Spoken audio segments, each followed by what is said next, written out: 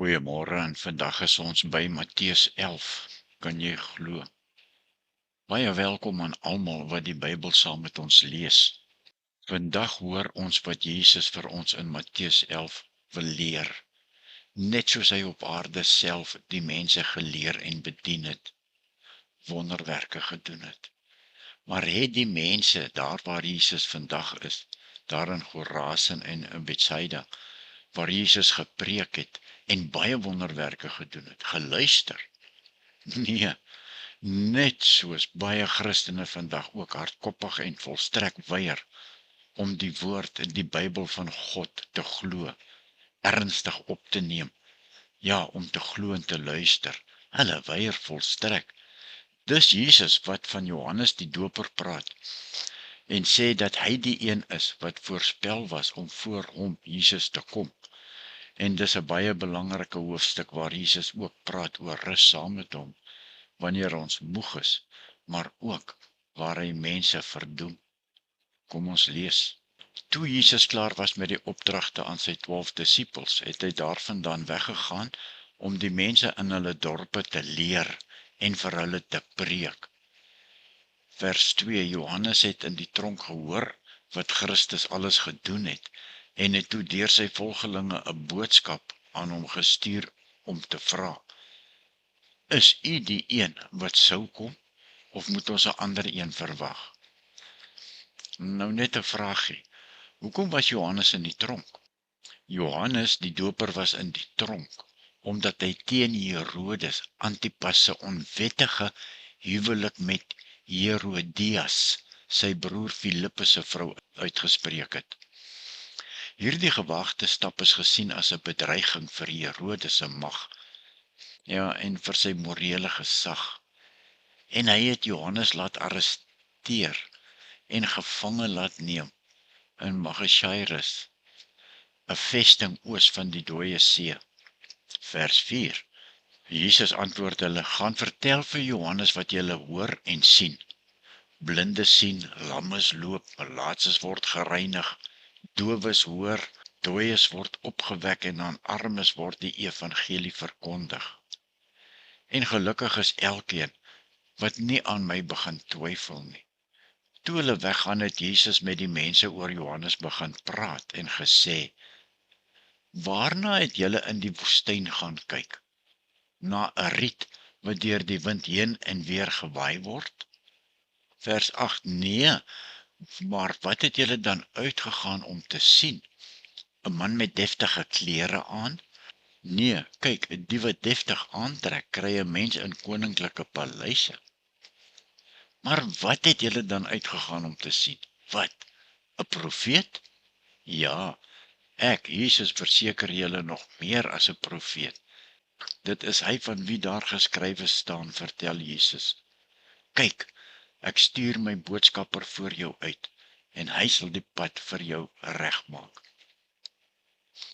Dit verseker ek julle, onder die mense op aarde is niemand gebore wat groter is as Johannes die Doper nie. En tog is die geringste in die koninkryk van die hemel groter as hy, Johannes die Doper. Vers 13. Al die profete en die wet het tot op Johannes geprofeteer. En as julle dit wil aanvaar, Johannes is die Elia wat sou kom.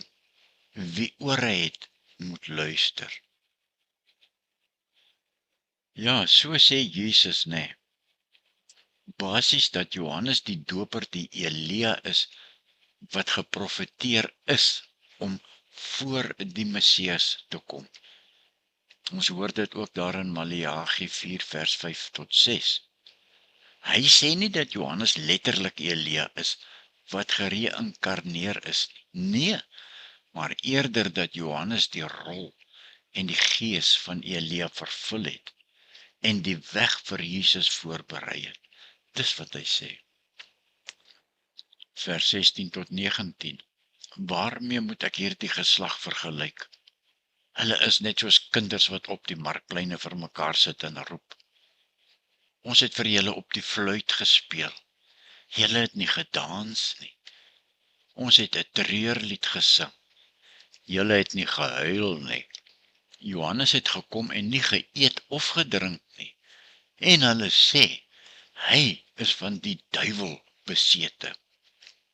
Die seun van die mens het gekom en geëet en gedrink. En hulle sê, kyk daar 'n vraat en 'n wynsuiper, 'n vriend van tollenaars en sondaars. Maar God tree met wysheid op en sy werke bewys dit. Ja, Jesus was kwaad geweest, nee. Hy kritiseer en sê in vers 16 tot 19, dat die mense is wispelturig. Hulle het nie na Johannes of na Jesus self geluister nie. Dit maak nie saak wat of hoeveel wonderwerke plaasgevind het nie. Nee, dit maak nie vir hulle saakie. Die mense weier om hulle te bekeer. En Jesus is hartseer, en natuurlik is Jesus kwaad. En hy verwy die mense, omdat die mense nie wil glo in hulle bekeer nie. En Jesus bestraf hulle nog voor sy wederkoms aarde toe, daar in vers 20 tot 24. Ja, Jesus bestraf die stede, Chorazin en Betsaida, net soos hy Tyrus en Sodom bestraf het, wat hulle nie bekeer het nie. Maar ten spyte van al sy wonderwerke, hulle is in die moeilikheid. Ja, omdat hulle hom nie ernstig wou opgeneem het nie. Vandag is daar baie mense wat Jesus nie ernstig opneem nie. Wat dieselfde pad gaan loop as die mense van Chorazin en Betsaida. Vers 20. Toe het Jesus die dorpe waarin hy die meeste van sy wonderdade gedoen het, begin verwyd, omdat hulle nie bekeer het nie. Jesus het gesê, elende wag vir jou Chorazin, elende wag vir jou Betsaida. As in Tyrus en Sidon die wonderdade plaasgevind het, wat in julle plaasgevind het, sou hulle lankal in sak en as bekeer het. Maar ek, Jesus sê vir julle, vir Tyrus en Sidon, sal dit in die oordeelsdag draagliker wees as vir julle. En jy, Kapernaum, dink jy sal tot die hemel toe verhoog word? Nee, jy sal tot in die doderyk afdaal. Hoor jy wat Jesus sê? Jy sal tot in die doderyk afdaal, Kapernaum. As in Sodom die wonderwerke plaasgevind het, wat in jou plaasgevind het, sou hy tot vandag toe nog bly staan het. Maar ek, Jesus, sê vir julle, vir die land van Sodom sal dit in die oordeelsdag draagliker wees as vir jou. Tyrus en Sodom was ou stede wat bekend was vanweë die ontsettende boosheid van hulle inwoners. En ons het dit al daar in Genesis 18 en Amos 1 ook gelees. Jesus het gesê dat party van die slegste stede op aarde berou oor hulle sonde sou gehad het, as hulle hom, Jesus, gesien het. Maar omdat Betsaida, Chorazin en Kapernaum hulle hom met hulle eie oë gesien het, maar geweier het om te glo, sou hulle straf groter wees as die van die bose stede wat Jesus nie geken het nie. Net so is dit ook, waar dat volke met baie kerke en Bybels in elke huis geen verskoning sal hê op die oordeelsdag, as hulle nie berou het oor hulle sondes en glo nie. Ja, hier hoor ons Jesus kritiseer die mense omdat hulle wispelturig was. Hulle het nie na Johannes of Jesus geluister nie. Dit maak nie saak wat hulle gedoen het nie. Verse 20 tot 24 het ons gehoor, Jesus bestraf die stede, Chorazin en Betsaida, wat hulle nie bekeer het nie, ten spyte van sy wonderwerke. Ja, hulle is in die moeilikheid, omdat hulle hom nie ernstig opgeneem het nie. Vers 25. In daardie tyd het Jesus gesê, ek prys u Vader, Here van die hemel en die aarde, dat u hierdie dinge vir slim en geleerde mense verberg het, en dit aan die eenvoudiges bekend gemaak het. Ja, Vader, so was dit u genadige bedoeling. My Vader het alles aan my toevertrou, en niemand ken die Seun nie, behalwe die Vader, en ook ken niemand die Vader nie, behalwe die Seun, en elkeen aan wie die Seun hom wil bekend maak. Kom na my toe, almal wat uitgeput en oorlaai is, en ek sal julle rus gee. Neem my juk op julle en leer van my, want ek is sagmoedig en nederig van hart, en julle sal rus kry vir julle gemoed. My juk is sag en my las is lig. Stel jou voor jy dra 'n swaar sak, 'n rugsak vol klippe, wat die gewig van jou bekommernisse, jou vrese, stryd verteenwoordig. Jy is moeg en dit voel asof jy nie kan aangaan nie. Jy sien nie meer kans vir die lewe nie.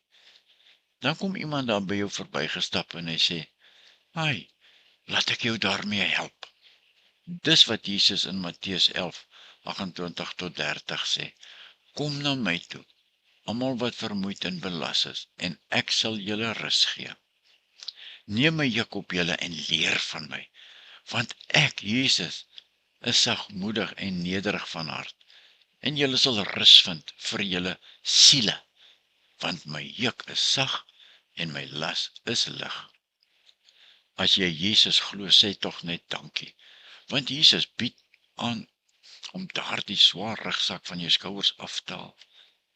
Hy sê nie dit sal maklik wees nie, maar met hom word die las hanteerbaar. Ons sluit af vir vandag tot môre toe. Jesus het gesê, ek doen die werk van God, en dit is 'n boodskap van hoop en verlossing. Hy het Johannes ook geprys as 'n groot profeet, maar beklemtoon dat selfs die kleinste in die koninkryk van die hemel groter is as Johannes. Net iets belangrik. Jesus bied rus, daarom nooi hy ons om na hom toe te kom en rus vir ons siele te vind. Matteus 11 is 'n boodskap van hoop. Jesus doen die werk van God en hy bring hoop, en dit sluit almal in wat dit wil ontvang. Dankie dat jy vandag saam met God se woord gelees het. Dankie dat jy saam geluister het wat Jesus vir ons gesê het. En mag die Here se seën ryklik op jou neerdal op hierdie einste oomblik. Seën en vrede vir jou geliefde kind van God. Amen.